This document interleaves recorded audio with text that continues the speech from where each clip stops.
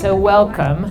We really are excited to showcase the school and some of the people that are a part of the school, so that maybe you will find your way to be a part of our community. What's an American education?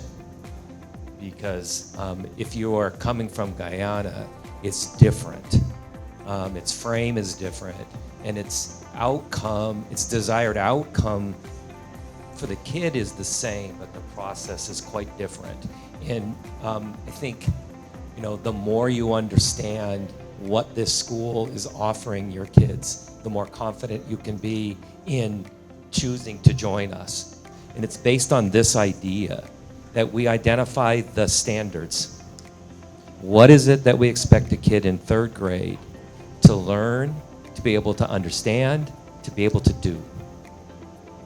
And because we can define that, then we know that what they learn in second grade will prepare them for third, which will prepare them for fourth, which will prepare them for life.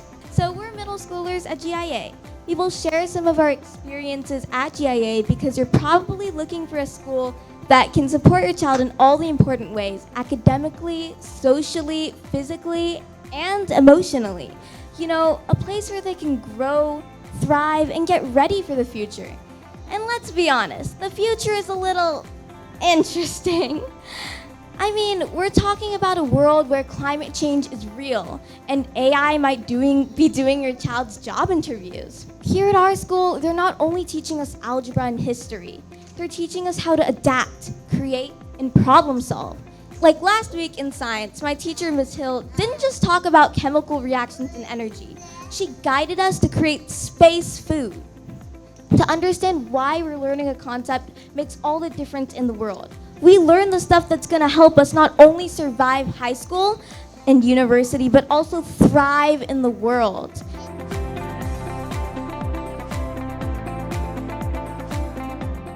What is design? I'm sure everybody knows of interior design, architecture, industrial design, graphic design, what have you. So why are we teaching that at a school? We focus on the problem-solving side of this. We teach our students to actually dive into a problem, to immerse themselves, rather than just taking on a maker project. We give them a concept, we give them a real-world situation, or a situation, just a regular situation, depending on the age level, and they dive into that themselves. We give them the skills to go about it, but that outcome is dependent on that student. Throughout this process, they've been able to actually teach each other how to code, how to actually navigate this design process, as well as some of the smaller elements of that problem. As students progress and as they get into high school, we're looking at students really focusing on design thinking, where we have high school students looking at spaces within the school and how they can improve upon that for the betterment of our school.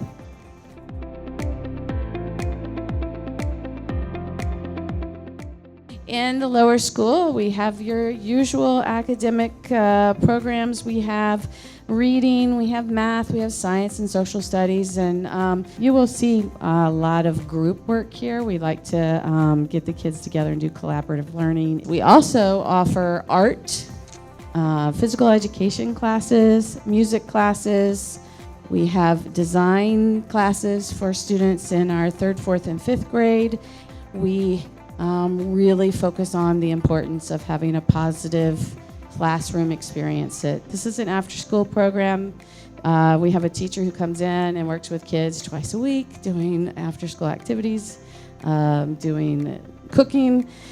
Here's some arts and crafts, a chess club, the soccer club. We have a tumbling class. Kindness has been a focus for the lower school, and the kids are the ones who are leading the lessons, which is what I think is really meaningful to them.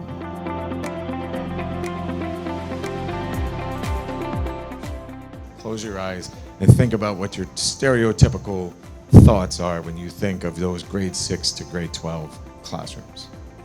Because they're probably something like that. I'm going to show you it's not the same. In the classroom, It's not going to be rows and chairs. It's going to be collaborative projects. It's going to be active engagement. This is in a physics class, 2 of these physics classes. A huge piece of what we try to bring into the classroom all the time is student voice. And how do we bring that student voice in? Well, our student voice has a platform of STUCO, student council representatives, that bring different ideas, different things that they want brought in.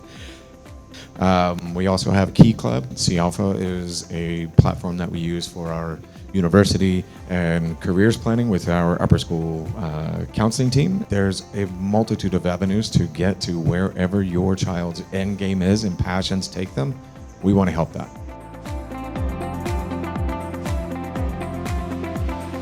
One of the things that we want to make sure is to make sure our classes and our school is inclusive. And being that we have students from 45 different countries and multilingual students, we want to also make sure that because we deliver all of our instruction in English, we have kids getting supported in their English learning language as well. We also have a lot of different spaces that are supportive of our neurodiverse student body, and we have our student supports. One of the things that we're really proud of is our SEL, Social Emotional Learning approach, which is called Ruler.